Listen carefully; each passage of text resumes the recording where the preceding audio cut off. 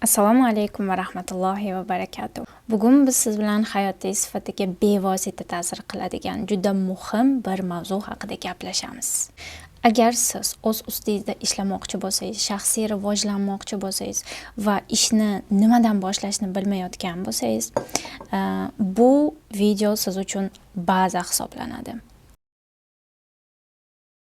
Man Saliha Salimiy, oliy ma'lumotli psixolog, Rossiya Federatsiyasida bakalavrni bitirganman va O'zbekistonga qaytib 2 yil davomida psixosomatik klinikada psixolog bo'lib faoliyat olib borganman va undan keyin yana Rossiya Federatsiyasiga qaytib 2 yil magistraturani o'qib, hozir yaqinda magistraturani qizil diplom bilan bitirdim. Alhamdulillah. Ushbu kanalda man siz bilan inson ruhiy holatini psixologiya, neyrobiologiya va islom uyg'unligida o'rganishga harakat qilamiz. Maqsadim inson o'zini chuqurroq anglashiga, fikrlari, hissiyotlari va ichki dunyosi ustida ongli ravishda ishlashga yordam berish. Ko'pchiligimiz kun davomida qiladigan ishlarimizga, qarorlarimizga va atrofdagi voqealarimizni 99% holatlarda e'tibor bermaymiz. Ko'pincha bitta judayam muhim narsani unutamiz. Kunimiz yo'nalishi, hatto hayotimiz yo'nalishi ham uyg'ongan ilk daqiqalarimizdagi fikrlarimizdan bog'liqligi. Bugun biz tongdagi fikrlarimiz nima uchun shunchalik muhim ekanligini ilm-fan, neyrobiologiya va islom nuqtai nazaridan ko'rib chiqamiz. 1949-yilda neyrofiziolog olimlar miya faoliyatini o'rganish jarayonida RAS, ya'ni to'liq aytadigan bo'lsak, retikulyarная aktivная sistema tushunchasini fanga olib kirishdi. Bu tizim insonning diqqatini boshqarishi va atrofdagi ma'lumotlardan qaysilariga e'tibor berishini belgilaydigan insonni miyasini xarakteri. Oddiy til bilan tushuntiradigan bo'lsak, miyamiz har bir soniyada juda katta miqdordagi ma'lumotlarni qabul qiladi.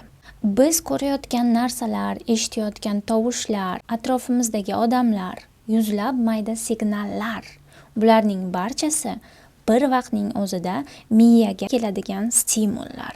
Lekin inson miyasi bu ma'lumotlarni hammasini bir vaqtning o'zida chuqur tahlil qilishga imkoniyati yetmaydi. Ya'ni miya bunaqa tuzilmagan va inson aqldan ozmasligi uchun miyada saralash mexanizmi mavjud.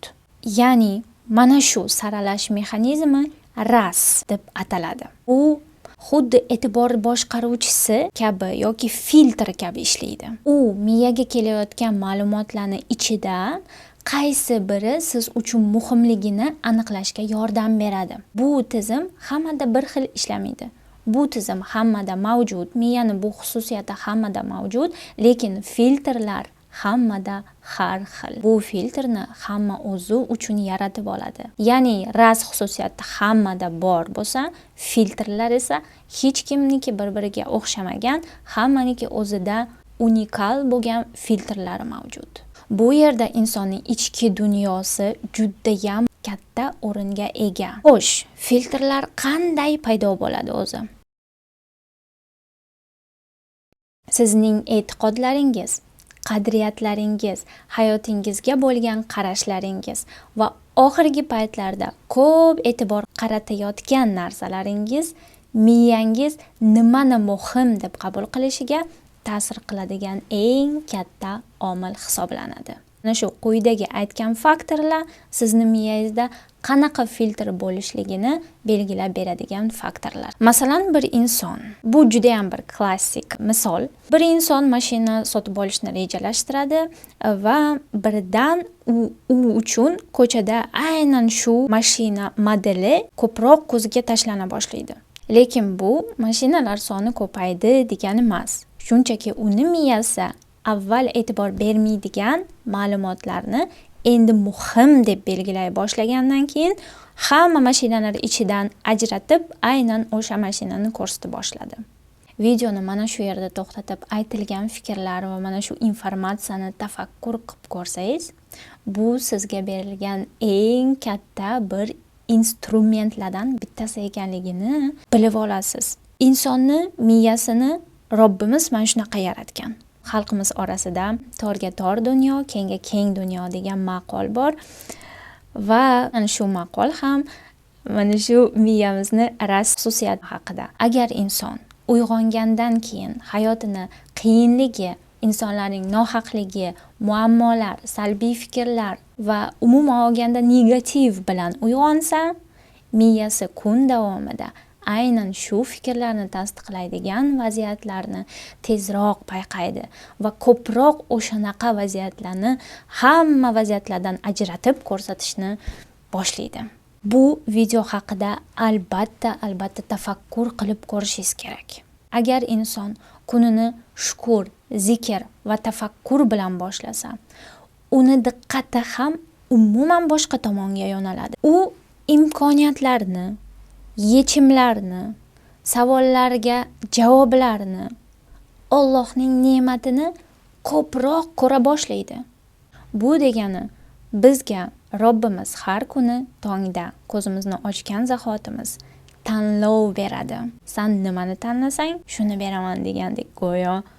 Shuning uchun qadrdonlar, tongdagi ilk fikrlarimiz oddiy fikrlar emas. Ular biz o'zimiz miyamizga berayotgan birinchi yo'nalishimiz, kunimizni yo'nalishi, hayotimizni yo'nalishi. Endi bu yerda juda chuqur bir jihatga e'tibor qaratishimiz kerak. Bugun bizaga ilm-fan, neyrobiologiya inson miyasi nimaga e'tibor qaratsa, o'sha ma'lumotlarni ko'proq ajratib ko'rsatishni tushuntirmoqda. Ya'ni bugun ochib bermoqda, to'g'rimi? Qizig'i shundaki, dinimiz insonni ichki holati, fikrlari, emotsiyalari va kunni qanday boshlashiga 1400 yil oldin judayam katta bir urg'u, katta bir e'tibor bergan. Payg'ambarimiz Muhammad sallallohu alayhi vasallam uyg'ongan zahoti inson qanday holatda bo'lishi kerakligini o'rgatganlar. U zot bizga ideal hayot kalitlarini 14 asrlar oldin berib ketganlar.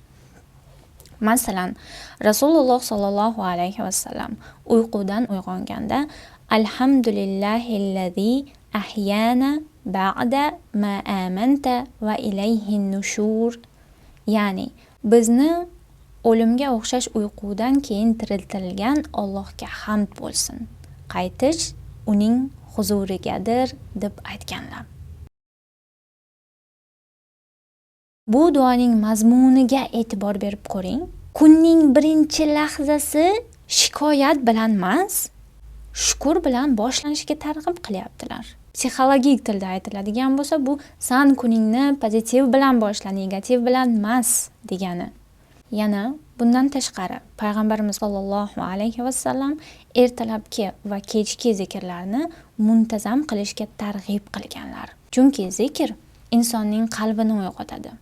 Alloh bilan bog'liqligini mustahkamlaydi va bu kun davomida qanday ruhiy holatda bo'lishingizga ta'sir qiladi. Qur'oni Karimda ham Alloh taolo ogoh bo'lingizkim, Allohni zikr qilish bilan qalblar olam oladi deb marhamat qiladi.